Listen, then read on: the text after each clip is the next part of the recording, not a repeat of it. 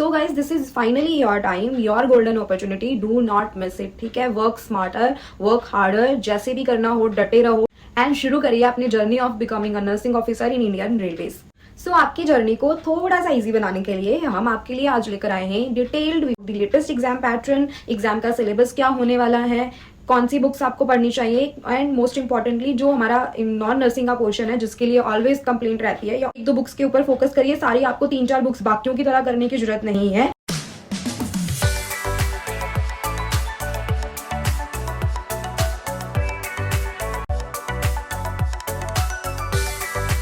Hi everyone, welcome or welcome back to my channel. My name is Sukirti and I am a nursing officer in a Central Government Hospital. So guys, जैसे आप में से बहुत सारे aspirants को already ये news मिल चुकी होगी दैट आरआरबी ने फाइनली अपनी वैकेंसी जो है वो दे दी है, वो भी after such a long weight of 5 years। ठीक है, एंड आप में से बहुत सारे एस्पिरेंट्स ऐसे होंगे जो इस वैकेंसी का बहुत ही बेसब्री से इंतजार कर रहे थे because they want to become nursing officer और nursing superintendent in Indian railway. So guys this is finally your time, your golden opportunity, do not miss it. ठीक है, वर्क स्मार्टर, वर्क हार्डर, जैसे भी करना हो डटे रहो, अच्छे से अपने डिसीजंस लीजिए, अपना स्टडी प्लान बनाइए एंड शुरू करिए अपनी journey of becoming a nursing officer in Indian railways. So आपकी जर्नी को थोड़ा सा इजी बनाने के लिए हम आपके लिए आज लेकर आए हैं detailed video on this latest vacancy, जिसमें मैं आज आपके साथ डिस्कस करूंगी about the latest exam pattern, exam का सिलेबस क्या होने वाला है, कौन सी बुक्स आपको पढ़नी चाहिए एंड मोस्ट इंपॉर्टेंटली जो हमारा नॉन नर्सिंग का पोर्शन है जिसके लिए ऑलवेज कंप्लेंट रहती है, या कहाँ से नॉन नर्सिंग के लिए आप ऑथेंटिक सोर्सेज से प्रेपरेशन कर सकते हो। ठीक है, so without further edu let's start the video. So first of all let's discuss about the exam pattern. So guys हमें 90 मिनट्स का टाइम दिया जाता है टू सॉल्व 100 MCQ क्वेश्चंस। ठीक है, जिसमें से हमारा जो 30% है वो नॉन नर्सिंग रहेगा और हमारा 70% जो है वो नर्सिंग रिलेटेड क्वेश्चंस रहते हैं। ठीक है, इनमें अगर हम नेगेटिव मार्किंग की बात करें तो अभी तक 1/3 की नेगेटिव मार्किंग जो है आपको दी जाती है। ठीक है, मतलब अगर आपका एक क्वेश्चन रॉन्ग है तो आपको 1/3 की नेगेटिव मार्किंग उस पर मिलेगी। ठीक है, तो आपको ट्राई करना है कि आप कम से कम नेगेटिव मार्किंग करो। ठीक है, बिकॉज नॉर्मलाइजेशन के बाद आपके जो मार्क्स हैं उस बेसिस पर ही इंक्रीज होते हैं। अगर आपने ज्यादा नेगेटिव क्वेश्चंस कर लिए तो आपके मार्क्स जो है वो कम हो जाते हैं। ठीक है, तो इस चीज का आपको बहुत अच्छे से ध्यान। रेलवे का एग्जाम हमारा 3 शिफ्ट्स में होता है। ठीक, and according to the difficulty level in each shift हमारा जो नॉर्मलाइजेशन बनता है। ठीक है, तो उसमें अगर आपके जैसे मैंने पहले बोला ज्यादा नेगेटिव मार्किंग करे होंगे तो एग्जाम में आपके नॉर्मलाइजेशन के बाद मार्क्स बहुत ही ज्यादा कम हो जाएंगे।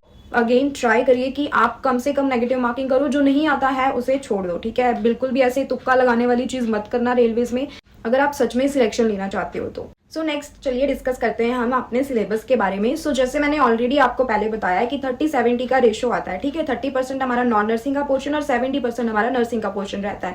नर्सिंग के पोर्शन में ऐसे कुछ नया नहीं है, जो आपने 4 years की डिग्री कोर्स में या GNM में जो भी सब्जेक्ट्स पढ़े होते हैं उन सब्जेक्ट्स का ही सिलेबस जो है वो बना के आपको दिया जाता है। ठीक है, तो सिलेबस में कुछ अलग से ऐसा नहीं है, कुछ नया नहीं आ जाएगा जो आपने कभी देखा ही नहीं है, अनएक्सपेक्टेड चीजें नहीं आने वाली हैं गाइज, आपने ऑलरेडी पढ़ा हुआ है वो। ठीक है, बस उनको मेमोराइज करना है, उनके कंसेप्ट को आपको क्लियर करना है अच्छे से।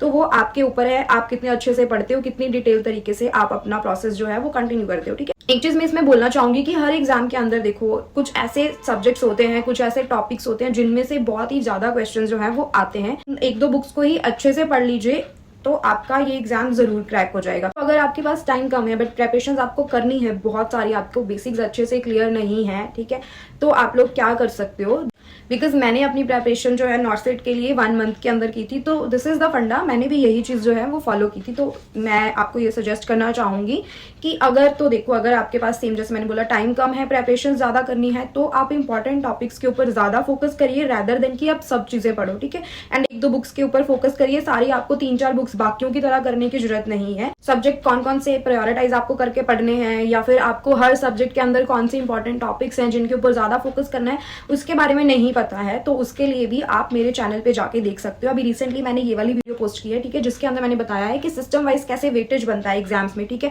जो मोस्टली एग्जाम्स के अंदर होता है गाइस। ठीक है, तो आप वहां से जाके देख सकते हो। सेकंड इंपॉर्टेंट टॉपिक्स के लिए जो भी वीडियोज हैं उनके लिंक्स मैं आपको डिस्क्रिप्शन में दे दूंगी। ठीक है, तो आप वहां से जाके उनको चेकआउट कर सकते हो। ठीक है, या फिर मैं आई लिंक में डाल दूंगी, जैसा भी उस टाइम पे मेरे को ठीक लगेगा आई विल डू दैट। ठीक है, तो ये तो आपका सॉल्व हो गया कि आपके पास अगर टाइम कम है तो आप ये चीजें फॉलो कर सकते हो, बट अगर आपके पास इनफ टाइम है तो आई विल सजेस्ट कि सबसे पहले तो अपने बेसिक्स को क्लियर करिए अच्छे से। Next let's talk about the books guys. तो सबसे पहले थ्योरी के लिए आपको कौन सी बुक्स प्रेफर करनी है, तो नंबर 1 पे तो देखो बेसिक बुक्स ही हैं जिनसे बेस स्ट्रांग होता है।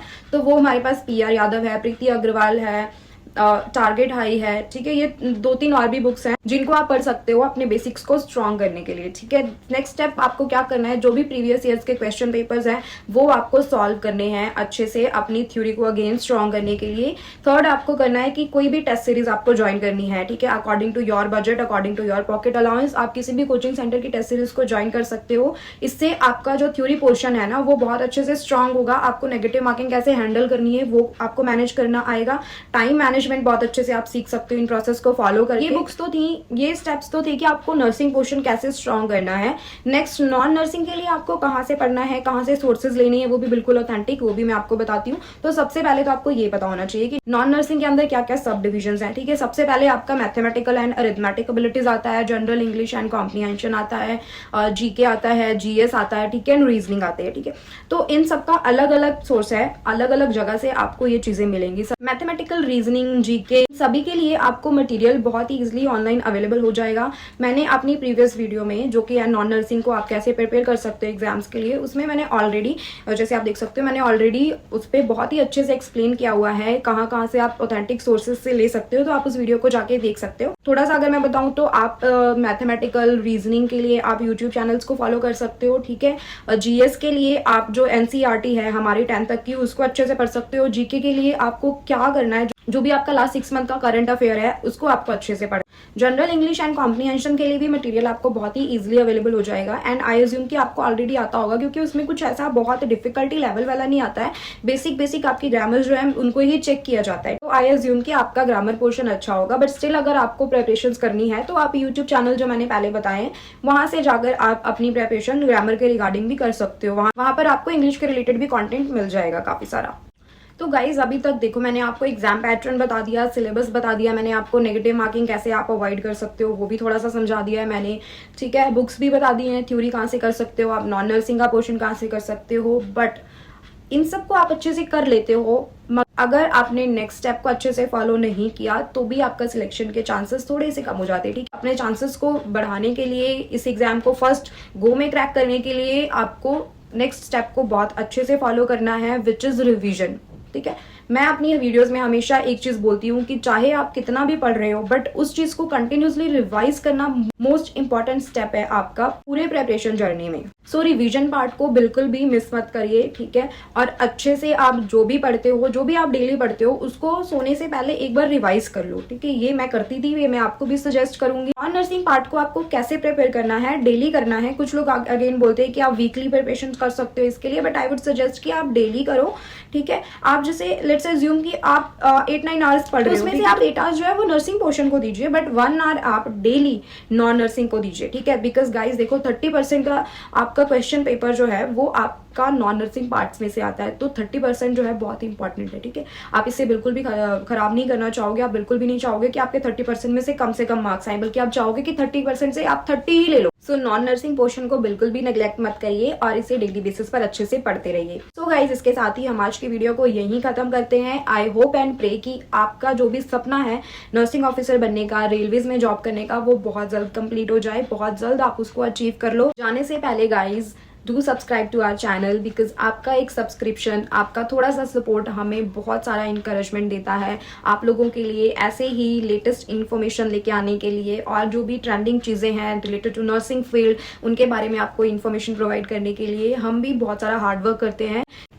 सो आई होप कि आपको हमारा हार्डवर्क अच्छा लगता होगा, वो आप हमें दिखा सकते हो by subscribing to our channel. इसके अलावा अगर आपको कोई भी क्वेरी है, कोई भी क्वेश्चन है रिलेटेड टू दिस वीडियो या किसी भी कंटेंट के बारे में हमारे चैनल पे, तो आप हमें कमेंट सेक्शन में पूछ सकते हो। मैं आपको मिलूंगी बहुत ही जल्द हमारी नेक्स्ट वीडियो में, तब तक के लिए बाय बाय।